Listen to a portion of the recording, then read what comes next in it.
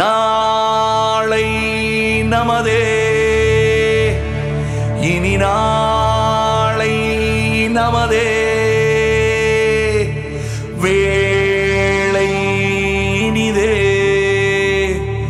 புதுவேளை இனிதே.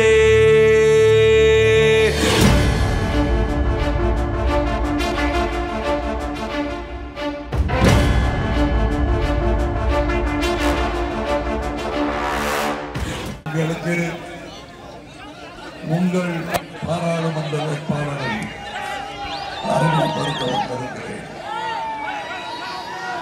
டாக்டர் ஹரிஹரன் அவர்கள் நேர்மையான ஒரு மாற்று அரசியலை கொடுப்பதற்கு துணிந்த ஊர்களில் ஒன்றாக கரூர் மாற வேண்டும். ஊழலுக்கு எதிராக குரல் கொடுத்து தொண்டை கட்டினாலும் இவர்கள் கட்டி வைத்திருக்கும் மனக்கோட்டைகள் இடியும். அதற்கான செயலை தமிழகம் துவங்கிவிட்டது என்பதற்கான சாயல் இங்கே கூடியிருக்கும் நல்லவர்கள். மாற்றத்தை எதிர்பார்த்து என்னை போலவே ஆவலாக காத்து கொண்டிருக்கும் இவர்கள் என்னை போலவே நேர்மையானவர்கள். அங்கே போய் தலையாட்டி பொம்மைகளாய் நின்றுவிட்டு திரும்பி வந்து இந்தியில ஏதோ சொன்னாங்க, புரியலைங்க அப்படின்னு சொல்றது இல்லை. பெடரல் கான்ஸ்ட்ரக்ட் என்பதை நாம் இழந்து விடவே கூடாது. நாம் கண்ட அற்புதமான ஒரு கனவு இந்தியா என்பது.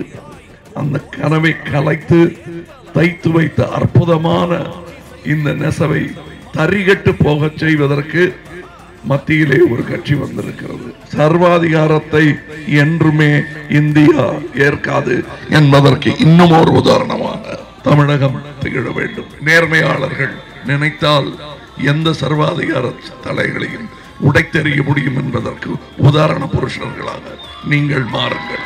அப்படி செய்தால் ஒரு புதிய புரட்சியை நீங்கள் துவங்கி வைப்பீர்கள். ஏப்ரல் 18 இது சின்னம், இவர் வேட்பாளர்.